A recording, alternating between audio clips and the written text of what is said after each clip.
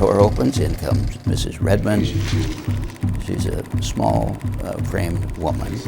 She sworn in, she takes the stand, she tells what happens, and then I ask her, can you identify anybody in the courtroom that you've seen before that had something to do with the murder of your husband and your mother? And she points right at Ed McCall and says, he was the one that knocked on my door and I let him in because I thought he was a cop. The Edward McCall and Robert Cruz trials in Phoenix come first. Both convicted in the Redmond murders and both sentenced to death. What is your true name, sir? Marilyn Redmond then heads to Chicago. She was going to testify in Murray Hooper and William Bracey's trials too. You've been charged by indictment by the Maricopa County Grand Jury with count 1, conspiracy to commit first-degree murder, class 1 felony. I put her on the witness stand during the penalty phase, and it was probably the most traumatic moment I've ever had as a lawyer, and never had since putting her on the stand. She walked maybe 10 feet. She was within 7 feet from the table, and she pointed her finger at Bracey, and she goes, he's right there. I mean, you could hear air.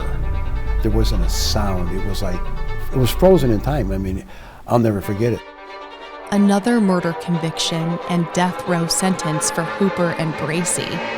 That could have been the end of this case. All involved sentenced to die. But the twists and turns had only just begun. Joyce Lukasik is charged with ordering the 1980 execution-style slayings of Patrick Redmond and his mother-in-law, Helen Phelps. Prosecutors claim Lukasik ordered the murders because Redmond, who was a business partner of her husband, Ron Lukasik, turned down a business deal worth millions. Even though Ron Lukasik was never charged for any involvement, a state witness told authorities Joyce Lukasik had family connections to Robert Cruz and was actually the mastermind behind the killings for financial gain.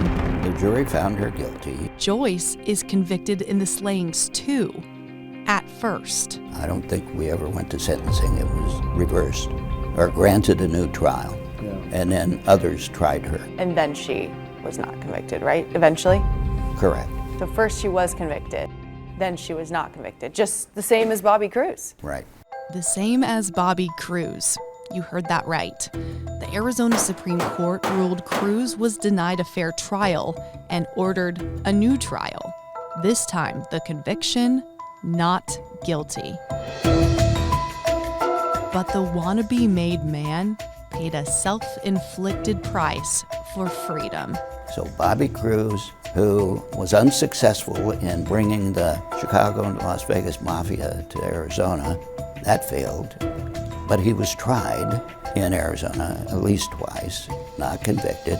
So he's now free to run his mouth.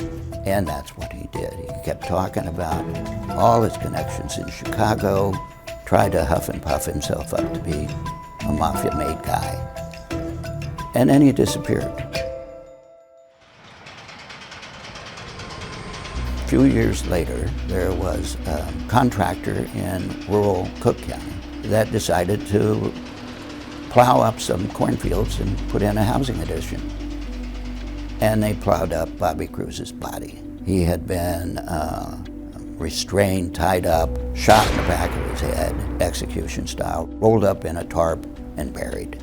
And we don't know who did the deed, but that was the end of Bobby Cruz. This entire case revolves around corruption that goes all the way up through the highest ranks of government.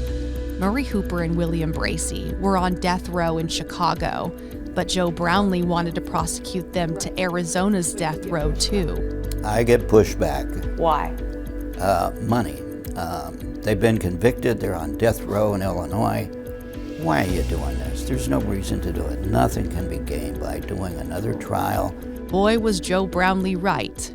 He just didn't know it yet. Why did that become important, that they were sentenced to death in Arizona too? Well, because in 2003, the governor of Illinois at the time was George Ryan. He was on the verge of being indicted for bribery, among other things. So on his way, 2 days before he left office, he commuted the death sentences of everybody in Illinois, including Collins, Bracey, and Hooper. Because of all of these reasons today, I'm commuting the sentence of all death row inmates, 167 of them. Just because he thought he would maybe get a jury pool would be more favorable to him when he went to trial, because he had done this magnanimous act. That's really what happened. And so nobody got the death penalty. He couldn't. It was all over. He let them all go. They got life, but not in Illinois. So they are only on death row because you followed That's it. through Yes. with an Arizona The only conviction. reason. Yep, yes, that's exactly right. Nearly slipping through the cracks, Murray Hooper and William Bracey were sent to death row in Arizona 40 years ago. Edward McCall and William Bracey have since died, which leaves one, the last hitman, Murray Hooper. Today, decades after some of the most heinous and brutal crimes in Arizona and Chicago, the Arizona Supreme Court ruling the last hitman will take his last breath on November 16th. Is that kind of the last chapter of this novel of a case? Is that the final action that closes it? I believe so. Yeah, I do too. Yeah. Yep. It's total closure then, because everybody else is gone.